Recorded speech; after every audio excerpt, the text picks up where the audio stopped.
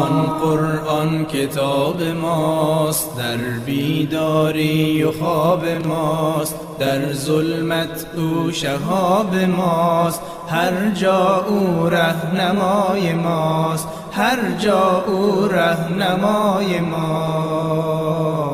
هر کس قرآن بخواند روحش زنده بماند، بیاری. اعوذ بالله من الشیطان الرجیم. بسم الله الرحمن الرحیم. الحمد لله نحمده ونستعینه ونستغفره ونستهديه ونؤمن به ونتوكل عليه ونصلي ونسلم على رسوله الكريم وأهل بيته الطيبين الطاهرين. اللهم صل على محمد وآل محمد وعجل فرجهم. رب اشرح لي صدري ويسر لي أمري واحلل عقدة من لساني يفقهوا قولي. رب يسر ولا تعسر وتمم بالخير. آمین یا رب العالمین. عزیزان، ہم آج کل 7 اقسام کی بات کر رہے ہیں. کل ہم نے ان میں سے ایک مختصر سا مقدمہ پیش کرنے کے بعد معطل کے بارے میں بات کی. معطل میں ہم نے دیکھا کچھ کلمے یعنی افعال اور اسماء دونوں، کچھ کلمے معطل الفا ہوتے ہیں، کچھ اور معطل العین ہوتے ہیں، اور پھر کچھ معطل اللام ہوتے ہیں. ایک ایک مثال اسماء میں سے اور ایک ایک مثال فعل میں سے ہم نے دے دی ساتھ میں. آج ہم آتے ہیں شاید محموز ہم نے نہیں پڑھا تھا. ہاں، محموز پہ آتے ہیں. محمود اس کلموں کو کہتے ہیں. یہ نمبر 2 ہے محمود.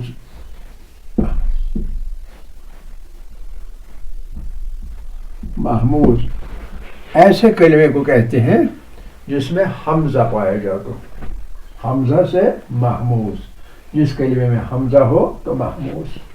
تو اس میں بھی جیسے علت میں معطل کلموں میں معطل الفا، معطل العین اور معطل اللام ہوتے ہیں. 3 طرح سے معطل آ سکتا ہے.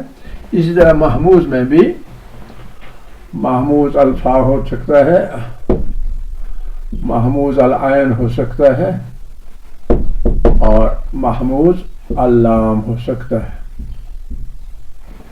3 طرح سے محموز آ سکتے ہیں. اب اس کی مثالیں محموز الفا. محموز الفا کی مثال کے طور پر امرا، اس نے حکم دیا. امرا، فا کی جگہ حمزہ آ گیا ہے امرا. اسی طرح یہ فعل کی مثال. اب اسم کی مثال ایبلون. ایبل لفظ عین کی جگہ محمود الفا ہے. یہ دونوں، یہ اسم کے طور پر اور امرا فعل کے طور پر دونوں محمود الفا ہے. اب محمود العین کی مثال. عین کی جگہ جو محموز آئیں گے، جیسے ہم کہیں گے سأل. اس نے سوال کیا، اس نے پوچھا. سأل، اس نے پوچھا. تو عین کی جگہ حمزہ آیا ہے. اور اسم کے سلسلے میں رأسن، سر. رأسن میں عین کی جگہ حمزہ آ گیا رأسن. تو اس طرح سے محموز الفا، محموز العین کی 2 مثالیں. اور اب محموز اللام پر آتے ہیں. قرأ، اس نے پڑھا. قرأ، اس نے پڑھا. قرأ من قرأ ہوا قرأ. یہ فعل کی مثال جس میں لام کلمے کی جگہ لام و کلمے کی جگہ حمزہ آ گیا ہے. اور اسم کے بارے میں جز اون ایک جز محمود اللام. تو اس طرح سے یہ محمود اللام کی مثال ہے. اب تیسری قسم جو ہے ان 7 اقسام میں سے تیسری قسم اس کو مضاعف کہتے ہیں. کل ہمیں انٹروڈکشن میں پڑھا ہے مضاعف یعنی جس میں تضعیف ہو، اضافہ ہو. مضاعف ایسا کلمہ جس میں 3 کلموں میں سے یا 3 سے زیادہ کلموں میں سے کوئی ایک کلمہ مشدد ہو، یعنی 2 بار پائے در پائے 2 بار کوئی لفظ آ چکا ہو. مضاعف. تو مضاعف میں ہمیں ثلاثی کو بھی دیکھنا ہے اور رباعی کو بھی دیکھنا ہے. رباعی بھی اور ثلاثی بھی. ثلاثی میں عام طور پر جو مضاعف ہوتا ہے پہلا حرف جو ہے فاعل کلمہ اس کے مشدد ہونے کا امکان نہیں ہے، کیونکہ ہم ساکن سے شروع نہیں کر سکتے. نہ کوئی جملہ ساکن سے شروع کر سکتے ہیں اور نہ کوئی کلمہ ساکن سے شروع کیا جا سکتا ہے. اس لیے ثلاثی میں عین اور لام کلمہ اور لام کلمہ یہ مضاعف ہو سکتے ہیں، یعنی مشدد ہو سکتے ہیں، یعنی 2 بار تکرار اس میں ہو سکتی ہے. مضاعف کے معنی جس میں تکرار ہو، کسی حرف کی تکرار ہو. تکرار یعنی 2 بار ہو. 2 بار کے مطلب مشدد ہو، شدت ہو، شدت. اب اس کی مثال ہے ثلاثی میں. ثلاثی میں مثال کے طور مد یا مد ہے نا، مد اس طرح سے. آگے ہم اس کی گردانیں بھی ہمیں پڑھنی ہوں گی. مد اصل میں کیا تھا؟ اصل میں یہ ہے مدد، وہ اس نے کھینچا. مدد اس نے کھینچا. مدد یہ لفظ جو ہے اس لفظ میں چونکہ جو یہ عین کلمہ ہے دال، یہ والا پہلا والا دال، یہ تیسرے لام کلمہ کے ساتھ تکرار میں آتا ہے، اس لیے مضاعف کہلاتا ہے. مدد لکھنے میں آتا ہے مد، دال میں تشدید. دوسرا لفظ مثال کے طور اسماء کے سلسلے میں سبب، اسباب، سبب، با اور با یعنی عین کلمہ، یہ والا با عین کلمہ اور یہ والا با لام کلمہ. تو اسے کہتے ہیں مضاعف. صحیح ہے. اب آتے ہیں رباعی میں. رباعی کے اندر ایک تو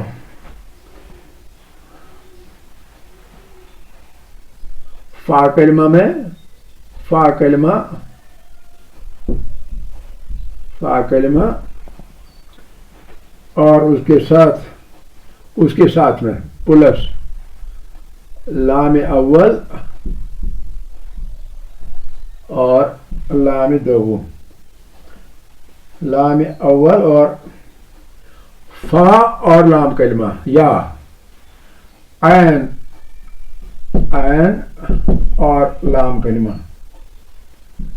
لام کلمہ یہ لام اول ہے، اس میں لام ثانی آ جاتا ہے. لام ثانی مثال اس کی مثال کے طور پر یعنی اس میں یہ 2 ہم جنس ہوں، اس میں یہ یا یہ ہم جنس ہوں. جیسے ایک لفظ ہے زلزلہ، زلزلہ، زلزلہ، زلزلہ ہو گیا. زلزلہ کسی چیز میں زبردست جنبش اور حرکت پیدا ہو گئی. زلزلہ. یہ دیکھیے فا کلمہ اور یہ عین ہے اور یہ لام اول ہے، فا اور لام اول، یہ فا عین لام کلمہ اور لام دو. اچھی طرح سے سمجھیے. زلزلہ میں زلزلہ کا وزن کیا ہے؟ فعلل ہے نا، اس کا وزن ہے فعلل. یہ فا کلمہ عین کلمہ لام اور لام، یہ زا ہو گیا فا کلمہ، لام ہو گیا عین کلمہ اور یہ لام اول فعلل، یہ ز ز اور آخری لام جو رباعی کا لام ہے چوتھا حرف تو وہ ل. تو ایک مثال ہے. دوسری مثال ہے عین کلمہ اور لام ثانی. زال اسم ہے، یہ زال زالتون، زال زالتون مصدر، یہ مصدر ہے زلزلے کا، زلزلہ زلزلتون زلزلہ.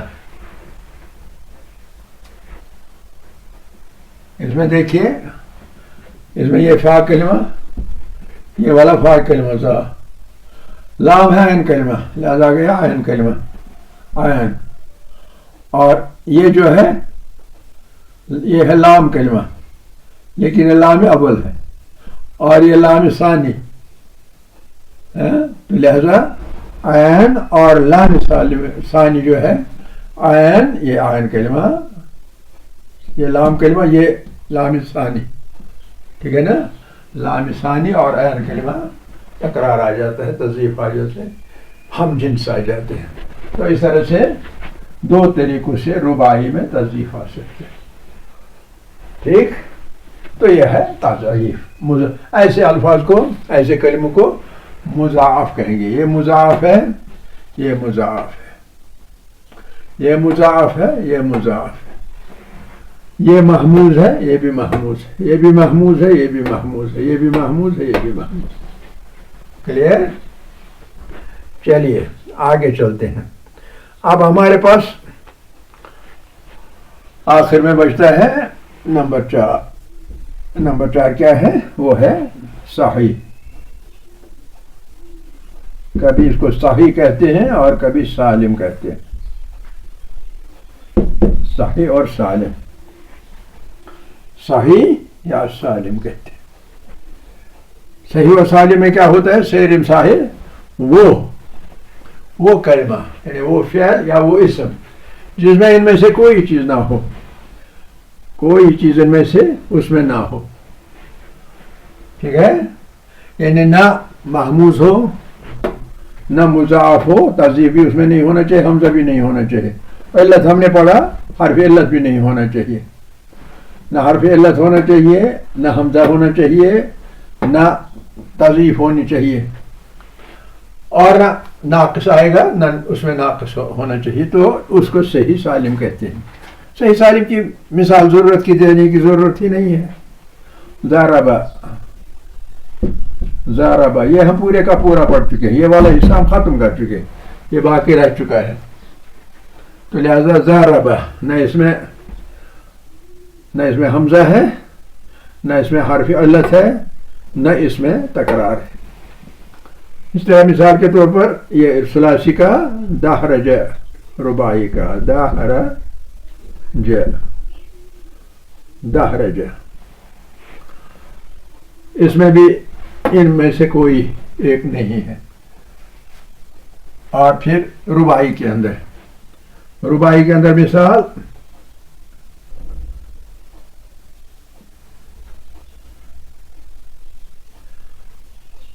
یہ ثلاثی میں ضربہ اور اس کا رباعی دحرج ہے. پھر دوسرا ثلاثی اسما میں سے رجلون، اور اس کے مقابلے میں رباعی جعفرون. یہ فعل کی مثالیں یہ دو، اور یہ اسم کی مثالیں، یہ رباعی اور یہ ثلاثی.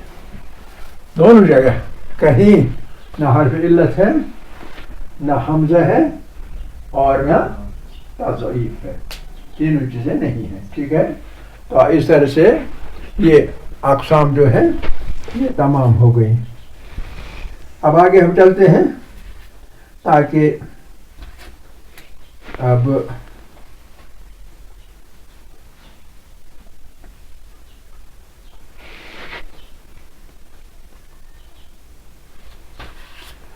ایک بہت ضروری قاعدہ، یہ سب کا سب آپ نے اٹھا لیا، فوٹو اٹھا لیں.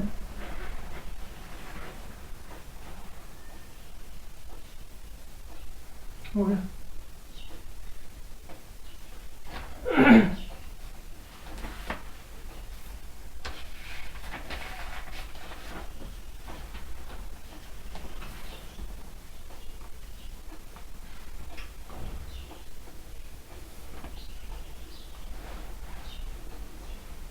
لیا.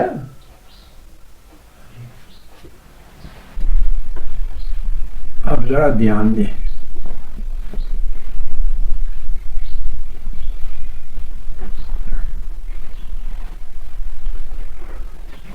چند ایک قواعد ہیں عربی میں، چند ایک قواعد کام کرتے ہیں. ان قواعد کا جاننا بہت ضروری ہے، اور وہ قواعد کس سلسلے میں ہیں؟ وہ ایک ایسی بات کے سلسلے میں جس کو ہم تصریف کہتے ہیں. تصریف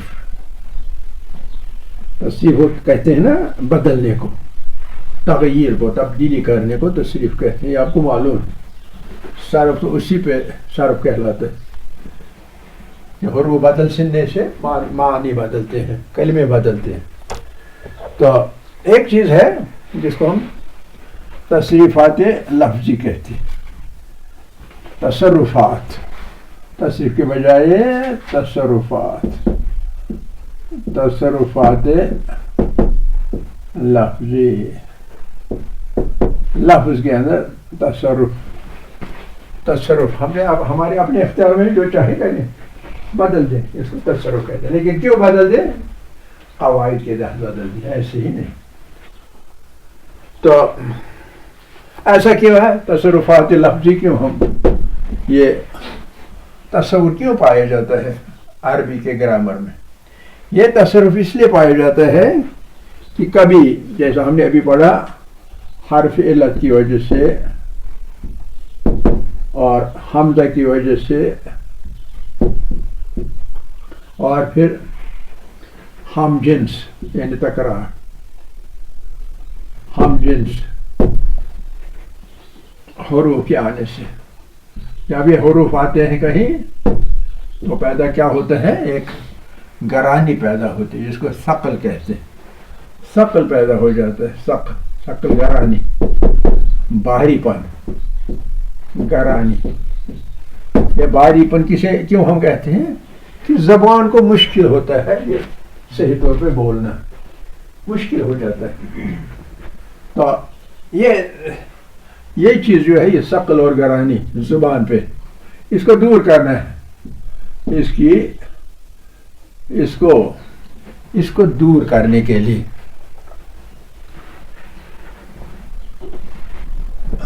ثقل اور گرانی کو دور کرنا ہے، دور کرنا، یہ ہمارا مقصد ہے، یہ دور کرنا ہے. تو اس لیے اس کے لیے کیا ہے؟ اس کے لیے 8 قاعدے ہیں، 8 قاعدے،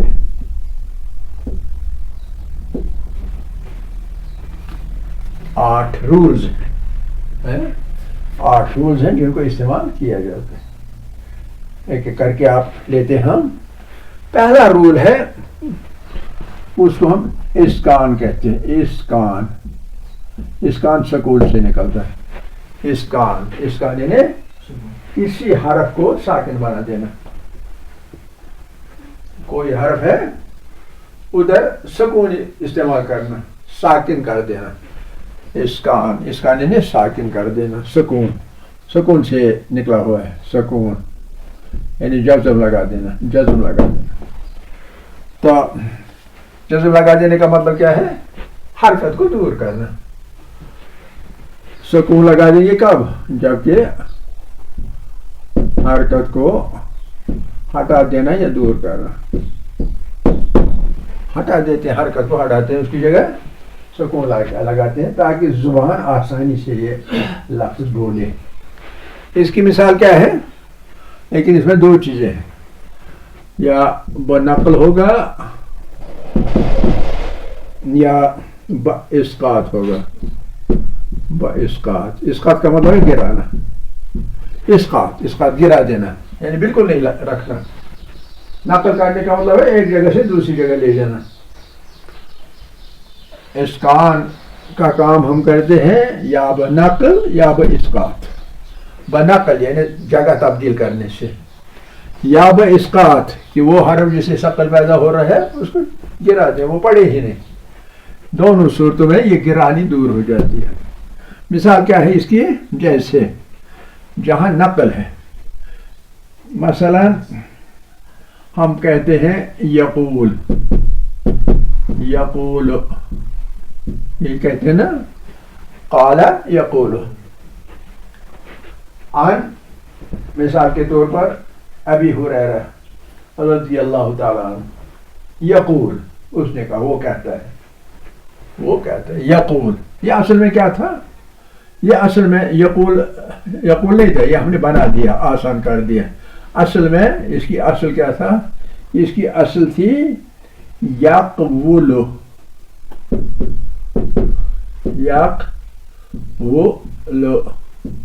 اصل میں یہ حرف تھا، یہ لفظ تھا. اس کو ہم نے کیا کیا؟ یہ جو ہے یہ ضمہ یہ قاف پہ لگا دیا اور اس کا سکون جو ہے یہ واو پہ لگا دیا. ادھر کا ادھر کر دیا، ادھر کا ادھر کر دیا، تو یقول بن گیا. یا آپ کہیں گے یقول، سوری یہ یہاں یقول، یہ اس کو ٹھیک کریں اگر آپ نے لکھا یقول.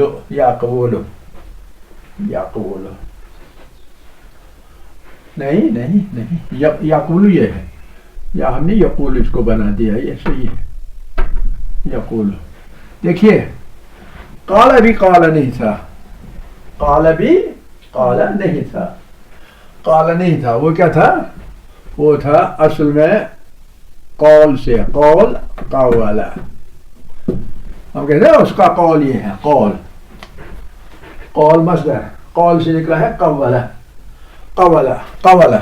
مشکل پڑھنا، اس لیے یہ زبر کی وجہ سے یہاں زبر ہے نا، فتح کی مناسبت واو کے ساتھ ہے یا الف کے ساتھ ہے؟ آپ شاید بھول گئے. زیر کی مناسبت یا سے، پیش کی مناسبت واو سے، اور زبر کی مناسبت الف سے، ہے نا.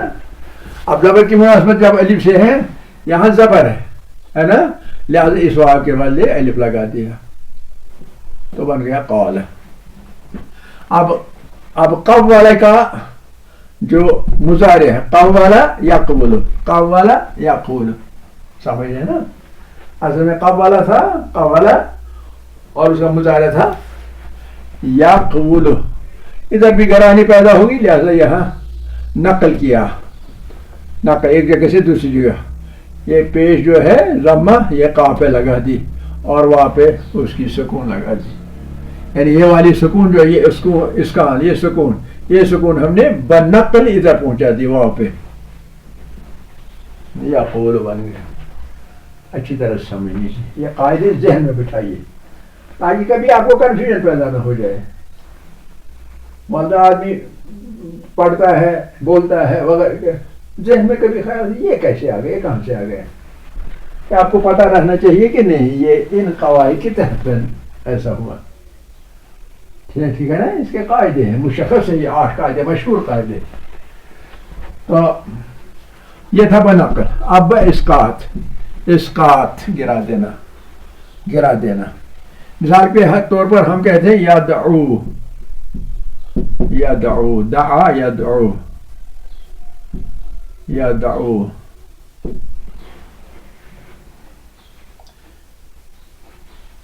اور اصلی کیا ہے؟ یہ والا اصلی جو ہے یہ ہے ید او ید او ید او او او. آپ دیکھیں نا کتنا مشکل ہے. ید او او اور دو پیش ایک ساتھ پڑھنا مشکل ہوتا ہے. لہٰذا انہوں نے کیا کیا؟ اسقاط کیا. اسقاط سکون کو ختم کرنا. تو اس کو ختم کر کے ید او پڑھا. ٹھیک ہے. ید او پڑھنا آسان. تو اس طرح سے یہ ہے با اسقاط اور یہ ہے یہ با اسقاط. یہ والا ہے بنقل نقل جگہ بدلنے سے. یہاں اسقاط گرا دینے سے. یہ پہلا قاعدہ کہ اس کان کا استعمال کیا جاتا ہے. ید او کا چوتھا سیگا ہے یا پہلا مضارع کا؟ یہ جو اصل میں تھا یہ اصل ہے. اصل ہم یہ پڑھتے ہیں اصل میں یہ ہے. ید او پڑھتے ہیں اصل میں یہ ہے ید او. مطلب یہ مضارع کا پہلا سیگا ہے. پہلا ہاں ید او. جیسے ہم پہلا سیگا بنا دیا دعا. یہ دعا کرا کہاں سے آ گئے؟ جیسے یہاں کالا نہیں تھا کالا تھا. دعا کہاں سے نکلا ہے؟ دعوت سے نا. دعوت دعوت سے بنے گا دعوہ. دعوہ مشکل ہے. دعوہ دعوہ ٹھیک ہے کہ نہیں؟ دعا وہاں پہ زبر. وہاں پہ زبر وہاں تو پیش کو قبول کرتے ہیں. زبر کو کہاں سے قبول کرتے ہیں؟ زبر کو قبول کرتا ہی نہیں ہے. اس لیے اس کو ہٹا دو. اس کی جگہ الف لگا دو کیونکہ زبر ہے. تو دعا بن گیا. اب جب یہاں ہے دعوہ دعوہ یدعو. اصل میں ہے دعوہ یدعو. دعوہ ماضی یدعو مضارع. اب جس طرح دعوہ میں ہم نے تصرف کیا اس طرح یہاں تصرف کرنے ہیں مشکل ہے. واو جو ہے یہ پیش کے مناسب ہے لیکن عین کی پیش سے ملتا نہیں ہے. عین کی پیش سے اس کے بجائے ہٹا دے گرا دے. حرکت کو ہٹانا. حرکت کو ہٹایا ساکن کر دیا تو یدعو بن گیا. وہ اپنی جگہ رہا. اس واو کی مناسبت اس پیش کے ساتھ ہے اس لیے ٹھیک رہا ہے نا. رشتہ مناسب رہا. کبھی ہم رشتہ بناتے ہیں نا ایک کی لڑکی دوسرے کا لڑکا. جب وہ آپس میں یکساں جیسے ہو کفو ہو تو رشتہ بن جاتا ہے. اگر کفو نہ ہو رشتہ زبردستی بن بھی جائے لیکن 2-3 مہینے کے بعد طلاق ہو جاتی ہے. ہو جاتی ہے کہ نہیں؟ تو حروف میں بھی ایسا ہی ہوتا ہے. جہاں کفو ہو مناسبت ہو ویسا کرنا چاہیے اور جہاں مناسبت نہ ہو وہاں اسکان بنقل یا بے اسکان کرنا چاہیے. یہ پہلی چیز. دوسری چیز دوسرا قاعدہ ابھی 3 منٹ ٹائم ختم ہو گیا. 3 منٹ ہاں 3 منٹ 3 منٹ چلیے ٹھیک ہے. تو یہ ہے تحریک. یہ تھا اسکان. اس کا اپوزٹ تحریک. تحریک یعنی حرکت دینا. تحریک حرکت. کس جگہ حرکت؟ مثال کے طور پر 2 لفظ 2 حرف ساتھ ساتھ میں ہوں دونوں ساکن ہوں تو کیسے پڑھیں گے؟